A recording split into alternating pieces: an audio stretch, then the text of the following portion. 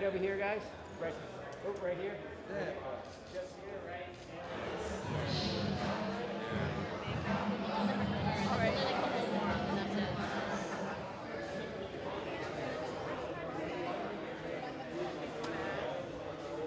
Duckie Brown's direction this year is really to have a guy be a guy and a bloke be a bloke. You know, whether it be a boy or a man, we have all that facial hair.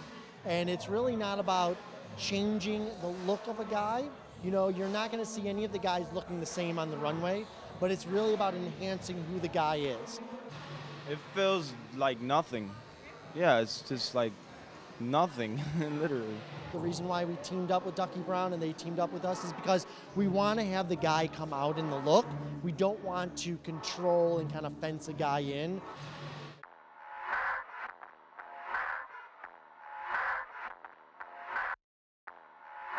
What you're going to see is a variation of the tracksuit. There's a particular place in London where my brother lives. It's called Lewisham, and they wear tracksuits, and that's where this collection was. But it isn't ever literal of like we've done tracksuits, but that's where we started. It was one image of one guy.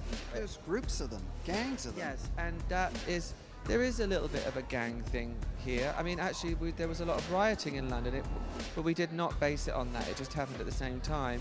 But it's I think this is a very simple collection for us. It's very clean, it's very minimal.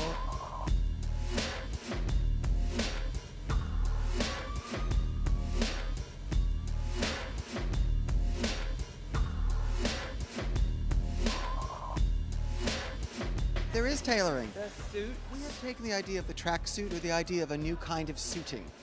So whether it's with short shorts and a t-shirt shirt, or whether it's a two-button jacket and a pair of trousers, they're all different kinds of suits.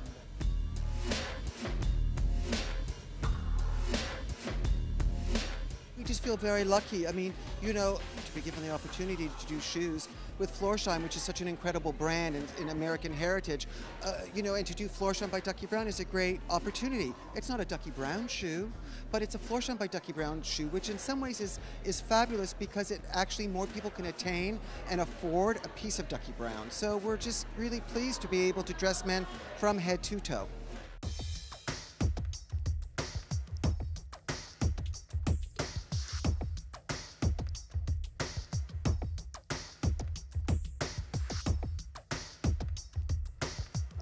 I thought that was a very strong show for these guys. I loved the attitude. The proportions seemed new and interesting. I loved everything with those suede boots. It seemed new, fresh, and really strong direction. Definitely edgy and avant-garde, but still wearable. Obviously, some things like the floral prints, that's definitely very special, but you know, I like it. They say it with force and it's a clear message.